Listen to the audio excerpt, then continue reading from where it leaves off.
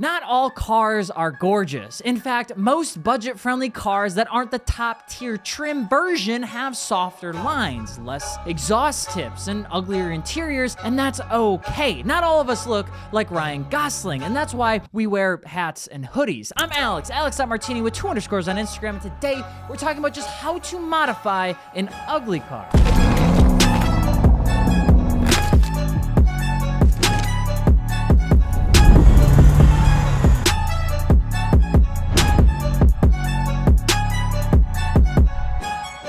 If you're looking for a place to buy car parts with your tax return, we'd recommend modding your car at Martini Works. We have brand new brands coming to the website like EBC brakes, VR Forged, Valvetronic exhaust, and we're getting a whole bunch more added. And now you can actually look at multiple categories on the header. It's super cool. And we can still get you the best pricing on coilovers like Fortunato and BC Racing. And you're working with us, the people who give a shit, which by the way, this is the last time I'm filming in my own bedroom.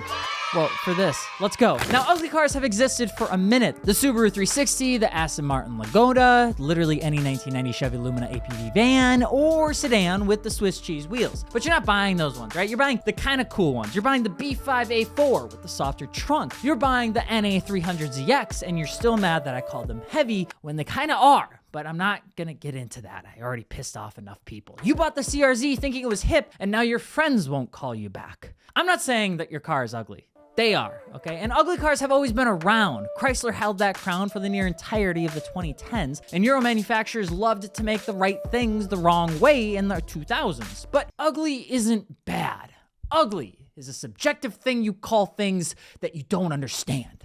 That's why no one understands me. We love ugly cars. I own plenty of them, but making them a bit less ugly is a craft. And if you can do it right, it gives your car the soul it needs. And at the end of the day, we probably all kind of sort of have ugly cars, but they make us smile like an idiot, so what's it matter? The first step with a car that might be deemed a bit rough on the face is to figure out why. Cars like the CRZ, for instance, weren't always loved aesthetically because they got a funky rear end that doesn't match the overly raked front end of the car and all the aggressive weird body lines that it has for how snubby it is. The Dodge Stealth was a bit of an abomination in the trunk space because the wing could have been anything besides what it was.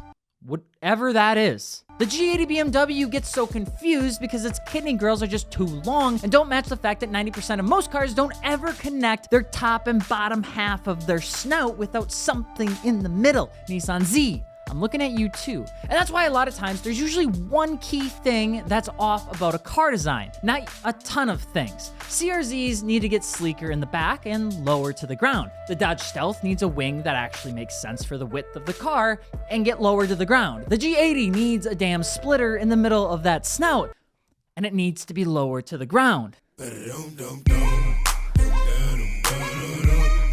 Finding that one piece that is off can actually speed up the process of cleaning up your car's build right out of the gate. Now, someone somewhere decided that a little weird visual element was hip and fun and a good idea, and that person was quite clearly wrong. People build cars wrong all the time, and it's our job to fix their mistakes as perfect automobile mechanics in our garage. The second thing is deciding if you're going to embrace the ick of the ugly car or try to change it up entirely. Let me give you an example. The third generation Taurus Show. What is it? It looks like the bad guy in Rain Scavengers. It's a confused neon, and for my childhood, this car was the Nissan Altima of the roads. I was petrified of this thing. Even the Show, with its 3.4-liter V8 and Cosworth block and its weird circular window in the back that makes me just want to fight a toddler, is something that can be owned to be very different, okay? And you can either try to modernize it up with hiding its weirdness with like headlight eyebrows and carbon fiber side skirts and window tints so you can't see inside. Or you can embrace its weird ass purple paint coat and automatic transmission because it's sick as hell. Sometimes the most ugly cars are the slickest to embrace, and making that car can be even more fun to modify when you just accept all of it. Keep the chrome wheels, keep the bubbly look, just lower it, clean up the paint, and appreciate it in all of its incognito goodness, because nobody's gonna tell you they like it on the internet, but everyone is gonna look. But pick a lane and do it, because trying to merge the two styles almost always ends up with a weird looking thing that nobody really likes, including yourself. And the third thing is always look at the old 70-20-10 rule. If you can lock in 70% of the color to being one color on your car, 20% for being the secondary color, and 10% for being the tertiary colors. 3 colors. Look at me. 3. Most ugly cars have like 10, okay? Or they're a Pontiac Aztek, but cleaning up the colorway can help a ton with an ugly car. And once you get that nailed down, then it's time to get into modifying the ugly duckling, which you and I both love because it's not about looks. It's not about how it looks, okay? It's about you. Modifying an ugly car is actually easy. I do it all the time. Debadge the 330 and add an M badge and you... Oh, I almost threw up just saying that. For real though, the best place to start after locking in the maintenance and the glass and all that good stuff just to clean up the whole car is to lower the car on coilovers, lowering springs, or air suspension. You're always gonna make a car look better with that. I'm pretty sure there's not a single car in existence that looks bad when it's dumped on the floor. And that's an easy way to make any 300,000 mile Lexus look good. Second, fill out that fitment. Even if you don't have the budget to buy airless suspension, which we will have on the site soon, which I'm pretty excited for, just getting some mild, decent spacers to hold you over with like the stockers can work wonders. Now, if you have the budget though, get some nice, classy, timeless wheels. Timeless car parts look good on anything. That's why people modify everything and they're like, well, I don't know what to buy. It's like, well, go get some 57 DRs, go get some TE 37s or something like that. Now, if you need to stay on that budget, you can go with like some Concept KMBs, but honestly, the most budget one is the Work Emotions because in any configuration, they look baller. And if you got something bigger, the Stage Belmonts are another affordable option and they're a more unknown wheel that I kind of like. Then go with a nice UHP tire. People completely miss the mark on tires here. And if you can get the right tire size, the right sidewall, it looks so goddamn good. It looks like when you finally nail the ham to cheese ratio in a sandwich, it just is good.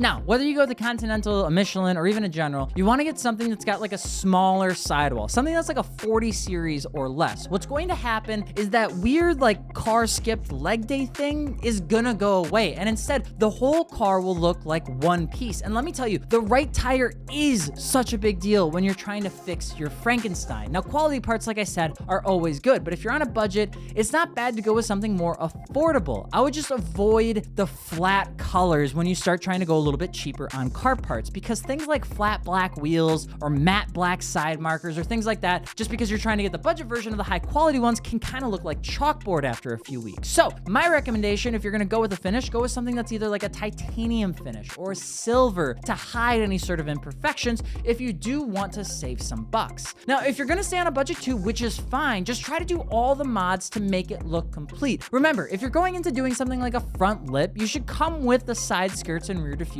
as well. Otherwise, you're just gonna make the already unbalanced car look more unbalanced, which it already was, because you're deeming your own car as maybe a little bit of a tagged photo. So how do you modify an ugly car? Easy, baby. You grab whatever money you needed to buy the car you actually wanted, and you put 30% back into your bank account because you're getting the Temu version, okay? The best thing to do is embrace what you're about to do, because if you do it right, you're going to be a goddamn magician. Ugly cars usually have to have something changed to balance out how it looks, whether that's a wing removal or some coilovers to fix how it sits. After that, you're going to decide if you want to embrace the ick by keeping it looking ugly but clean, in which case it's endearing, or try to modernize it with all new parts and pieces. When you're looking at certain cars, you're gonna have to make that decision quick. You can make something look cool like the CRZ with some mods, but embracing the weirdness that is the third generation Ford Taurus show is a must. Then after that, you're going to fix the likely 12 color combination that you got going on the car because you bought it from somebody that doesn't understand how color palettes work. So then you have something that looks hot as hell, but mostly just for you. Fixing your fitment will make any car look 150 times better, and that's not only with wheels and coilovers that you get from Martini Works, but the right tire size is gonna help this out so much that when you do it right, people are gonna look at you and be like, wow, they know what they were doing. But if you own a Stealth, fix the wing, for dear God. But most importantly, when you go to modify your ugly car, do it with Martini Works. And remember, I don't think your car is ugly, you do. I'm deflecting blame. What should we talk about next? Drop it below, and we will see you later.